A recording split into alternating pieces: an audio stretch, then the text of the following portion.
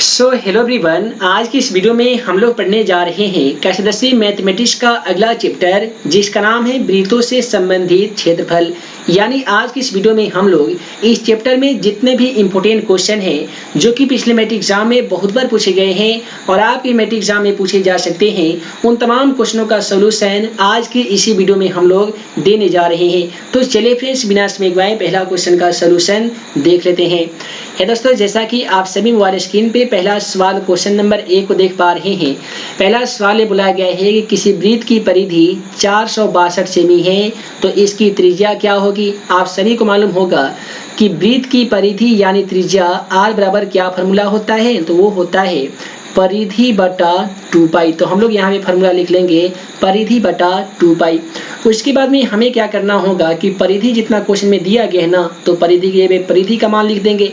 तो परिधि का मान क्वेश्चन में 462 दिया गया है, तो हम लोग यहाँ पे 462 आसानी तरीके से लिख सकते हैं। उसके बाद में 2 पाई के मतलब 2 गुने पाई का मान। तो दोस्तों, पाई का मान 22/7 होते हैं, तो बट्टा 7 ऊपर जाकर गुना 7 हो जाएगा। उसके बाद में हम लोग 2 से इसे आसान तरीके से घटा सकते हैं। 2 दूनी 4, 2 तिया 6, 2 एकम 2। और आप सभी को मालूम होगा कि 11 दूनी 22 होता है, और 11 में 21 से गुना कर देते हैं तो 231 आ जाता है। उसके बाद में 21 गुने यहाँ पे 7 कर देंगे, नीचे 2 है, यानी 21 में 7 से यदि हम गुना कर देंगे तो कितना हो जाएगा, तो ये 147 हो जाएगा, और नीचे 2 है। 147 में यदि हम 2 से भाग लगा देंगे ना, तो ये कितने मरतबे कटेगा, तो 73.5 मरतबे कट जाएगा। तो दोस्तों, 73.5 ऑप्शन ए में देने के कारण क्वेश्चन का बिल्कुल सही जवाब ऑप्शन ए हो जाएगा 73.5। उसके बाद में अगला सवाल क्वेश्चन 2 को देखिए। तो यहाँ पे क्वेश्चन 2 भी पहले वाले क्वेश्चन के जैसा ही दिया गया है। बोला गया है कि यदि एक अर्धवृत्त का परिमाप 36 सेमी है, तो इसकी त्रिज्या क्या हो जाएगी। तो दोस्तों, आप सभी को बता दें कि अर्धवृत्त का परिमाप बराबर क्या होता है। तो यहाँ पे हम लोग फॉर्मूला सबसे पहले लिखते हैं। अर्धवृत्त का परिमाप बराबर, तो वो होते हैं दोस्तों r × पाई + 2 होते हैं। अब हम लोग क्या करेंगे कि परिमाप की जगह पे 36 लिखेंगे, क्योंकि क्वेश्चन में परिमाप का मान 36 दिया गया है। r हमें ज्ञात करना है, तो उसे सेम टू सेम लिख देंगे। उसके बाद में हमें लिखना होगा पाई का मान। दोस्तों, पाई का मान 22/7 होते हैं, और बट्टा 2 को यहाँ पे सेम टू सेम लिख देंगे। उसके बाद में हम लोग क्या करेंगे कि 36 बराबर यहाँ पे बट्टा का जोड़ बनाएंगे, 7 1 का एलसीएम 7 हो जाएगा। उसके बाद में हमें क्रॉस मल्टीप्लिकेशन कर देना होगा। 22 में 1 से गुना करेंगे तो हमारा 22 हो जाएगा, 7 में 2 से गुना करेंगे तो 7 दूनी 14 हो जाएगा। उसके बाद में हमें क्या करना होगा कि 36 बराबर r × 22 में 14 को हमको जोड़ देना होगा, तो कितना होता है, तो 36 होता है बटा 7 हो जाएगा। उसके बाद में हम लोग क्या करेंगे कि देखिए ये 36, अब ये यहाँ पे हम लोग क्रॉस मल्टीप्लिकेशन कर रहे हैं। 36 में 7 से गुना कर देंगे, यहाँ पे 36 में 7 से गुना कर दिए हैं, और ये जो गुना 36 था ना, ये भागा 36 जाएगा, और बराबर में r बचेगा। अब जरा ध्यान दीजिए, 36 से 36 को हम लोग 1 मरतबे कटा देंगे, और 1 में 7 से गुना करेंगे तो 7 ही होगा। यानी त्रिज्या r का जो मान आ गया है वो 7 सेमी आ गया है। यानी कुल मिलाकर क्वेश्चन का सही जवाब ऑप्शन बी होगा 7 सेमी। उसके बाद में अगला सवाल क्वेश्चन 3 को देखिए। दोस्तों, क्वेश्चन 3 भी कहता है कि यदि किसी अर्धवृत्त का परिमाप 72 सेमी है, तो इसकी त्रिज्या ज्ञात कीजिए। सेम टू सेम क्वेश्चन दिया गया है, तो हम लोग भी क्या करेंगे कि यहाँ पे लिखेंगे फॉर्मूला r × पाई + 2। ये क्या होता है, तो वृत्त का परिमाप यानी परिधि होता है। अब यहाँ पे हम लोग क्या करने वाले हैं कि r × पाई के पे 22/7 लिख देंगे, + 2 को सेम टू सेम लिख सकते हैं। उसके बाद में परिमाप का मान क्वेश्चन के अकॉर्डिंग यहाँ पे 72 है, तो यहाँ पे हम लोग 72 लिख देंगे। उसके बाद में क्या करेंगे, यहाँ पे बट्टा का जोड़ बनाएंगे, 7 1 का एलसीएम 7 हो जाएगा, ऊपर ये 22 + 7 दूनी 14 हो जाएगा। यहाँ पे 72 को सेम टू सेम फिर भी लिख दीजिए। उसके बाद में देखिए, तो ये r × यहाँ पे 22 में 14 को आपको ऐड कर देना होगा। दोस्तों, 22 में 14 को ऐड कीजिएगा तो ये कितना हो जाएगा, तो देख लीजिए 4 2 ये 6 हो जाएगा, और 2 1 3 हो जाएगा, यानी 36 बटा ये 7 हो जाएगा, और बराबर में 72 है।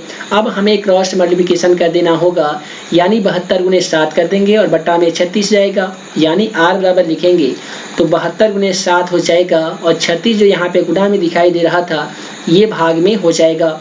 अब ये 36 दूनी दोस्तों 72 होते हैं और 2 में 7 से गुना कर लेंगे तो कितना हो जाएगा, तो 7 दूनी 14 हो जाएगा। तो 7 दूनी 14 ऑप्शन ए में देने के कारण क्वेश्चन का सही जवाब ऑप्शन ए हो जाएगा। उसके बाद में अगला सवाल यहाँ पे क्वेश्चन 4 को देखिए। तो दोस्तों क्वेश्चन 4 कह रहा है कि यदि किसी अर्धवृत्त का व्यास 14 सेमी है तो अर्धवृत्त का परिधि क्या हो जाएगी। दोस्तों ध्यान दीजिएगा, यहाँ पे व्यास बोला गया है तो सबसे पहले हम लोग आर निकालेंगे। आर निकालने का फॉर्मूला d/2 होता है, यानी व्यास बटा 2 होता है। तो व्यास का मान यहाँ पे 14 है तो 14 में 2 से भाग लगा देंगे तो 7 हो जाएगा, यानी आर के मान की प्राप्ति हमें हो गई है। अब हम लोग आसान तरीके से क्या निकाल सकते हैं, तो परिधि निकाल सकते हैं। दोस्तों अर्धवृत्त का जो परिधि होता है ना, ये क्या होता है, तो r इंटू पाई प्लस 2 होता है। यहाँ पे r का मान 7 है तो हम लोग 7 लिखेंगे, पाई का मान यहाँ पे 22/7 रखेंगे। तो आइए यहाँ पे रख लेते हैं 22/7 प्लस 2 को सेम टू सेम लिख दीजिए। उसके बाद में क्या हो जाएगा कि 7 इंटू 7 और 1 एलसीएम 7 हो जाएगा, यहाँ पे 22 हो जाएगा, 2 में 7 से गुना कीजिएगा तो 7 दूनी 14 हो जाएगा, यानी 7 को 7 लिखिए, ये यदि कोष हटाइएगा तो गुना हो जाएगा। उसके बाद में 22 में 14 को आप सभी को ऐड कर लेना होगा, तो 22 में 14 ऐड कीजिएगा तो जाहिर सी बात है ये 36 हो जाएगा। और जो बट्टा 7 था इसे सेम टू सेम लिखिए, यहाँ पे 7 से 7 कर जाने पे क्वेश्चन का सही जवाब 36 सेमी हो जाएगा। और 36 सेमी ऑप्शन ए में देने के कारण क्वेश्चन का बिल्कुल सही जवाब ऑप्शन सी हो जाएगा। उसके बाद में अगला सवाल क्वेश्चन 5 को देखिए। दोस्तों क्वेश्चन 5 कह रहा है कि एक वृत्त के परिमाप और क्षेत्रफल के माप बराबर हो तो वृत्त की त्रिज्या क्या हो जाएगी। यहाँ पे बोला गया एक वृत्त के परिमाप को ही हम लोग परिधि कहते हैं। तो वृत्त का परिमाप यानी परिधि कितना होता है, तो 2πr होता है। उसके बाद में बोला गया है कि एवं क्षेत्रफल हम लोग वृत्त का क्षेत्रफल क्या होता है, तो πr² होता है। बोल रहा है कि संख्यात्मक रूप से बराबर हो तो वृत्त की त्रिज्या क्या होगी। यहाँ पे पाई से पाई को हम लोग आसान तरीके से कटा सकते हैं। r² का मतलब डबल r है, यहाँ से एक r को एक r से कटा देंगे तो अभी भी यहाँ पे r बचेगा और यहाँ पे क्या बचेगा, तो 2 बचेगा। इसे हमें ये पता चल रहा है कि एक वृत्त की परिमाप और क्षेत्रफल को यदि हम बराबर कर देते हैं ना, तो वृत्त की त्रिज्या हमेशा 2 इकाई आती है, यानी क्वेश्चन का सही जवाब ऑप्शन ए हो जाएगा, 2 इकाई। उसके बाद में अगला सवाल क्वेश्चन 6 को देखिए। तो यहाँ पे क्वेश्चन 6 कहता है कि 2 वृत्तों की परिधियाँ 2:3 के अनुपात में है तो उनकी त्रिज्याओं का अनुपात क्या हो जाएगा। आप सभी को बता दें कि वृत्त का जो परिधि होते हैं ना, ये 2πr होते हैं, ठीक है। तो पहले वृत्त का परिधि 2πr लिखेंगे और दूसरे वृत्त का परिधि भी हम लोग 2πr लिखेंगे। अब इसका जो अनुपात दिया गया है तो 2:3 दिया गया है। आप तमाम छात्रों से पूछा गया है कि उसकी त्रिज्याओं का अनुपात क्या होगा, तो ध्यान से दीजिएगा, यहाँ पे 2 से 2 कटेगा, पाई से पाई कट जाएगा और यहाँ पे दोनों त्रिज्याओं का अनुपात r1/r2, तो अनुपात क्या आ रहा है, तो 2:3 आ रहा है। कहने का मतलब क्वेश्चन का जितना में आपको क्वेश्चन दिया गया था वहीं आपका क्वेश्चन का सही जवाब हो जाएगा। तो 2:3 ऑप्शन बी में देने के कारण क्वेश्चन का सही जवाब 2:3 हो जाएगा। उसके बाद में अगला सवाल क्वेश्चन 7 को देखिए। तो दोस्तों क्वेश्चन 7 कह रहा है कि यदि किसी वृत्त की त्रिज्या 2 गुनी कर दी जाए तो नए एवं पुराने वृत्तों की परिधियों का अनुपात क्या हो जाएगा। यहाँ पे बुलाया गया किसी वृत्त की जो त्रिज्या का मान है ना, ये 2 गुनी कर दी जाएगी। तो आप सभी को मालूम होगा कि वृत्त का परिधि 2πr होता है, लेकिन यहाँ पे 2r हमें करना होगा, ठीक है। 2π और 2r कर देंगे चूंकि 2 गुनी हमें करना है। और फिर नया जो वृत्त का परिधि ये 2π 2r हो जाएगा और वृत्त का परिधि कितना होता है, तो 2πr होता है। यहाँ पे क्या होगा कि 2 से 2 कटेगा, पाई से पाई कट जाएगा, r से r कट जाएगा, तो ऊपर केवल 2 बच जाएगा और नीचे 1 बचेगा। इसे हम लोग अनुपात में चेंज करेंगे तो 2:1 आएगा और 2:1 ऑप्शन बी में देने के कारण क्वेश्चन का सही जवाब ऑप्शन बी होगा, 2:1। उसके बाद में अगला सवाल क्वेश्चन 8 को देखिए। तो क्वेश्चन 8 भी सेम टू सेम दिया गया है। कह रहा है कि यदि किसी वृत्त की त्रिज्या यानी r का मान 3 गुनी कर दी जाए तो नए एवं पुराने वृत्तों के परिधियों का अनुपात क्या हो जाएगा। तो हम लोग क्या करेंगे, 2πr होता है तो 2π और r की जगह पे हम लोगों को 3r लिखना होगा, यानी 3 गुनी कर देना होगा। और सिंपल वृत्त का जो परिधि होता है वो 2πr होता है। अब यहाँ पे क्या हो जाएगा कि 2π से 2π कटेगा और r से r 1 मरतबे कटेगा, तो ऊपर जो बचेगा संख्या वो 3 बचेगा और नीचे बचेगा 1। तो इसे अगर हम लोग अनुपात में चेंज करेंगे ना तो 3:1 हो जाएगा। 3 अनुपात ऑप्शन बी में देने के कारण क्वेश्चन का सही जवाब 3:1 होगा। उसके बाद में अगला सवाल क्वेश्चन नंबर 9 को देखिए। तो यहाँ पे क्वेश्चन नंबर 9 कहता है कि यदि किसी वृत्त की त्रिज्या आधी कर दी जाए तो पुराने तथा नए वृत्तों के परिधियों का अनुपात क्या हो जाएगा। तो आप सभी को मालूम होगा कि वृत्त का जो परिधि होते हैं वो क्या होते हैं, 2πr होते हैं। और फिर दूसरा जो वृत्त का परिधि होगा ना तो 2π और r बटा हम लोग यहाँ पे 2 लिख देंगे। अब इससे क्या हो जाएगा, देखिए 2 से 2 कट जाएगा, पाई से पाई कटेगा, r से r कटेगा। ऊपर हमारा केवल 2 बच गया है और नीचे बचा है 1। इसे यदि हम लोग अनुपात में चेंज करेंगे ना तो कितना होगा, 2:1 हो जाएगा। तो ये दोस्तों 2:1 ऑप्शन बी में देने के कारण क्वेश्चन का सही जवाब ऑप्शन बी हो जाएगा, 2:1। उसके बाद में अगला सवाल क्वेश्चन 10 को देखिए। तो यहाँ पे क्वेश्चन 10 कहता है कि निम्नलिखित में से कौन वृत्त के क्षेत्रफल का सूत्र होता है। आप सभी छात्रों को मालूम होगा कि वृत्त के क्षेत्रफल का जो सूत्र होता है वो πr² होता है और वृत्त का परिधि 2πr होता है। तो ये भी याद रखिएगा, वृत्त का परिधि 2πr होता है और वृत्त का क्षेत्रफल πr² होता है। उसके बाद में अगला सवाल यहाँ पे क्वेश्चन 11 कर रहा है कि यदि किसी वृत्त का क्षेत्रफल 49π है तो उसका व्यास क्या होगा। यहाँ पे हम लोग काफी सिंपल तरीके से इस क्वेश्चन को सॉल्व करेंगे। आप सभी को बता दें कि सबसे पहले यहाँ पे लिखेंगे कि वृत्त का क्षेत्रफल बराबर, तो वृत्त का क्षेत्रफल क्या होता है, तो πr² होता है। अब यहाँ पे वृत्त का क्षेत्रफल ऑलरेडी 49π दिया गया है तो हम लोग 49π को सेम टू सेम लिखेंगे और यहाँ पे पाई का मान हमें नहीं बैठाता है और r² को भी सेम टू सेम लिख देंगे। उसके बाद में क्या हो जाएगा कि पाई से तो पाई आसानी तरीके से घटा सकते हैं। तो यहाँ पे क्या बचेगा, तो 49 बचेगा, इधर r² बचेगा। आप सभी को बता दें 49 को ऐसे सेम टू सेम लिखिए। यदि r² पर से स्क्वायर हटाइएगा तो जाहिर सी बात है 49 पे रूट आ जाएगा। 49 का वर्गमूल 7 होता है, यहाँ पे केवल r बचेगा। तो यहाँ से हमारा जो 7 आंसर आया है ना, ये 7 हमारा क्वेश्चन का सही जवाब नहीं होगा। हमसे पूछा गया उसका व्यास क्या होगा। व्यास यानी डी का फॉर्मूला दोस्तों 2r होता है, यानी 2 गुने त्रिज्या होता है। तो हम लोग क्या करेंगे कि लिखेंगे कि 2 गुने त्रिज्या का मान 7 आया है तो 7 लिखेंगे। तो 7 दूनी कितना होता है, तो आप बोलेंगे कि सर 7 दूनी 14 होता है। अतः क्वेश्चन का सही जवाब यहाँ पे ऑप्शन बी हो जाएगा, 7 दूनी 14। उसके बाद में अगला सवाल क्वेश्चन 12 को देखिए। क्वेश्चन 12 भी आपके मैट्रिक के एग्जाम के दृष्टिकोण से काफी ही इंपोर्टेंट है।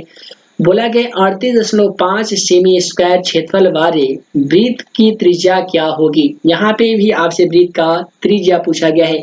आप सभी को बता दें कि वृत्त का जो क्षेत्रफल होते हैं ना वो कितना होते हैं, तो πr² होते हैं। क्षेत्रफल तो ऑलरेडी दे रखा है कितना, तो आप बोलेंगे सर 38.5 दिया गया है, पाई का मान हमें बैठा भी देना है या नहीं भी बैठा सकते, कोई दिक्कत नहीं है। तो यहाँ पे हम लोग क्या करेंगे कि पाई को सेम टू सेम लिखते हैं और r² को सेम टू सेम लिखते हैं। तो यहाँ तो हम लोग ऐसे भी कर सकते हैं ना कि 38.5 पाई गुना में है तो ये बट्टा में आ जाएगा और यहाँ पे r² बचेगा। इसी को हम लोग ऐसे भी लिख सकते हैं कि 38.5 पाई का मान होते हैं 22/7, तो ऊपर ये गुना 7 हो जाएगा। यहाँ पे है r²। अब हम लोग क्या करेंगे कि 3.5 मरतबे से हम लोग कटा देंगे, 3.5 मरतबे, और ये 11 दूनी 22 कट जाएगा। तो यहाँ पे हम लोग दिखेंगे कि r² बराबर ये 3.5 हो गए हैं और साथ में यदि 2 से हम लोग भाग लगा देते तो ये भी हमारा 3.5 हो जाता। अब r पर से हम लोगों को स्क्वायर हटा देना है तो ये 3.5 गुने 3.5 पे रूट आ जाएगा। आप तमाम छात्रों को मालूम होगा कि रूट में जो भी संख्या का जोड़ा लग जाता है उस जोड़ा में से एक संख्या को हम लोग बाहर निकाल लेते हैं। यानी 3.5 गुने 3.5 दिया गया है, इसका जोड़ा लग गया है, इसका वर्गमूल 3.5 हो जाएगा। तो 3.5 ऑप्शन बी में देने के कारण क्वेश्चन का बिल्कुल सही जवाब ऑप्शन बी हो जाएगा, 3.5। उसी प्रकार से अगला सवाल यहाँ पे क्वेश्चन नंबर 13 को देखिए। क्वेश्चन 13 में आपसे केवल फॉर्मूला बोला गया है कि कोण थीटा वाले त्रिज्याखंड का क्षेत्रफल क्या होता है। ये मैट्रिक एग्जाम पेपर 2016 से लेकर 2020 में भी पूछा गया था। तो यहाँ पे आपसे केवल फॉर्मूला पूछा गया है। उम्मीद है आप सभी को इसको फॉर्मूला तो मालूम होगा। दोस्तों त्रिज्याखंड का जो क्षेत्रफल होता है ना, ये होते हैं πr² थीटा बटा में 360 डिग्री होते हैं। तो यहाँ पे पाई आर स्क्वायर थीटा बटा 360 ऑप्शन डी में देने के कारण क्वेश्चन का बिल्कुल सही जवाब ऑप्शन डी हो जाएगा। उसके बाद में अगला सवाल यहाँ पे क्वेश्चन नंबर 14 को देखिए। तो दोस्तों क्वेश्चन नंबर 14 कह रहा है कि दो वृत्तों को क्षेत्रफलों का अनुपात 4:1 है, तो उनके क्षेत्रफलों का अनुपात क्या होगा। अब यहाँ पे हम लोग क्या करेंगे कि वृत्त का क्षेत्रफल का अनुपात दे रखा है, हमें त्रिज्या का अनुपात ज्ञात करना है। तो दोस्तों क्या करेंगे कि पाई आर स्क्वायर दे रखा है और फिर दूसरा वृत्त का क्षेत्रफल क्या दे रखा है, तो पाई बड़का आर स्क्वायर दे रखा है। कितना अनुपात, तो 4:1 दे रखा है। तो हम लोगों को पाई से पाई कटा देना है, तो ऊपर बचेगा आर स्क्वायर, नीचे बचेगा बड़ा आर। तो यदि हम लोग स्क्वायर हटा दें तो 4/1 पे रूट आ जाएगा। आप तमाम छात्रों को बता दें 4 का वर्गमूल 2 होता है, 1 का वर्गमूल 1 होता है। इसे यदि हम लोग अनुपात में चेंज कर देंगे ना तो 2:1 हो जाएगा और 2:1 ऑप्शन बी में देने के कारण क्वेश्चन का सही जवाब 2:1 हो जाएगा। उसी प्रकार से आइए अगला सवाल दिखा देते हैं। यहाँ पे अगला सवाल क्वेश्चन 15 में बोला गया है कि दो वृत्तों के क्षेत्रफलों का अनुपात 1:16 है। दो वृत्तों के क्षेत्रफलों का जो अनुपात है वो 1:16 है, तो उनके त्रिज्याओं का अनुपात क्या होगा। तो फिर से हम लोग वही फॉर्मूला का यूज करेंगे, पाई आर स्क्वायर, फिर लिखेंगे पाई आर स्क्वायर बराबर कितना दिया गया है, तो 1:16 यानी 1/16 दिया गया है। हम लोगों को पाई से पाई कटा देना है। अब दोनों स्क्वायर यहाँ से हटा देना है और इधर आकर ये 1/16 पे रूट आ सकता है। अब 1 का वर्गमूल 1 होता है, 16 का वर्गमूल 4 होता है। इसे यदि हम लोग अनुपात में चेंज कर देंगे तो 1:4 होगा और 1:4 ऑप्शन डी में देने के कारण क्वेश्चन का सही जवाब 1:4 यानी ऑप्शन डी हो जाएगा। उसके बाद में अगला सवाल क्वेश्चन 16 को देखिए। तो दोस्तों क्वेश्चन 16 कहता है यदि किसी वृत्त की त्रिज्या 2 गुनी कर दी जाए तो पुराने एवं नए वृत्त के क्षेत्रफलों का अनुपात क्या हो जाएगा। यहाँ पे त्रिज्या 2 गुनी करने की बात की जा रही है। तो जो पुराने वृत्त की जो त्रिज्या होती है ना, ये पाई आर स्क्वायर होती है और नया वृत्त का त्रिज्या है जो पाई और आर के पे कहा जा रहा है कि 2r का स्क्वायर कीजिए यानी 2 गुनी कर दीजिए। तो पुराने एवं नए वृत्तों के त्रिज्याओं का अनुपात क्या होगा, तो हम लोग क्या करेंगे कि पाई आर स्क्वायर को सेम टू सेम लिखेंगे और पाई को सेम टू सेम लिखेंगे। 2 का स्क्वायर कितना होता है, तो 4r स्क्वायर होता है। पाई से पाई कैंसिल हो जाएगा, आर स्क्वायर से भी आर एक मरतबे कट जाएगा, तो ऊपर बचेगा 1, नीचे बचेगा 4। इसे यदि हमें अनुपात में चेंज करना होना तो अनुपात में कैसे चेंज करेंगे, तो 1 को सेम टू सेम लिखेंगे और 4 यहाँ पे बाटा में जो दिया गया है ये अनुपात में यहाँ पे 4 आ जाएगा। तो 1:4 ऑप्शन बी में देने के कारण क्वेश्चन का बिल्कुल सही जवाब ऑप्शन बी हो जाएगा 1:4। उसी प्रकार से अगला सवाल क्वेश्चन 17 को देखिए। ये सवाल आपके मैट्रिक एग्जाम के लिए काफी मजेदार है। बोला गया है कि यदि 10 सेमी त्रिज्या वाले वृत्त के अंदर से 5 सेमी त्रिज्या वाला एक वृत्त काट लिया गया है तो बचे भाग का क्षेत्रफल ज्ञात कीजिए। यानी जो बाद में बच गया है ना भाग, इसी का आप सभी को क्षेत्रफल निकाल के बता देना होगा।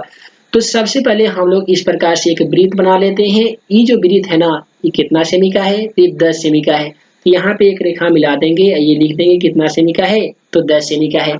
इसी के अंदर में एक और वृत्त काट लिया जाता है जिसकी जो त्रिज्या है ये कितना है दोस्तों, 5 सेमी है। अब बोला गया है कि ये बाहरी भाग जो बच जाता है, इस बचे भाग का क्षेत्रफल वर्ग सेमी में क्या हो जाएगा। तो हम लोग यहाँ पे क्या करेंगे कि जो 10 ये जो इसका जो भाग कटा है इसका क्षेत्रफल और ये इसका क्षेत्रफल को घटा देंगे। यानी हम लोग लिख सकते हैं कि पाई आर स्क्वायर माइनस, फिर से लिखेंगे पाई और यहाँ पे बड़ा आर का स्क्वायर कर देंगे। तो पाई को हम लोग सेम टू सेम लिखते हैं, आर का मान पहले हम लोग 10 रखते हैं और फिर पाई को सेम टू सेम लिखते हैं और आर का मान इस बार हम लोग 5 रखते हैं।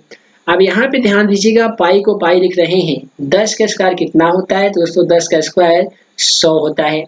फिर पाई को सेम टू सेम लिखते हैं और 5 का स्क्वायर हमें लिखना होगा। तो दोस्तों 5 का स्क्वायर कितना होता है, तो आप बोलेंगे कि सर 5 का स्क्वायर 25 होता है। अब हम क्या करेंगे कि 100 पाई में से 25 पाई को माइनस करेंगे। तो दोस्तों 100 पाई में से 25 पाई को माइनस करते हैं ना, तो 75 पाई होता है और 75 पाई ऑप्शन डी में देने के कारण क्वेश्चन का बिल्कुल सही जवाब ऑप्शन डी हो जाएगा 75 पाई। उसके बाद में अगला सवाल क्वेश्चन 18 को देखिए। यहाँ पे क्वेश्चन 18 में बोला गया है यदि सम चतुर्भुज के विकर्ण 6 सेमी और 8 सेमी है तो इसकी प्रत्येक भुजा की लंबाई ज्ञात कीजिए। उम्मीद है आप सभी को ये क्वेश्चन तो लॉन्ग लग रहा होगा और नया भी लग रहा होगा, लेकिन आपके एग्जाम में के लिए काफी इंपोर्टेंट है और टेस्ट एग्जाम 2019 में भी ये सवाल पूछा गया था। तो सबसे पहले आप सभी को इस प्रकार से एक सम चतुर्भुज का फिगर बना लेना होगा। इसमें दो विकर्ण भी है, इस विकर्ण की ही लंबाई दी गई है कितना सेमी, तो 6 सेमी, और एक का दी गई है 8 सेमी।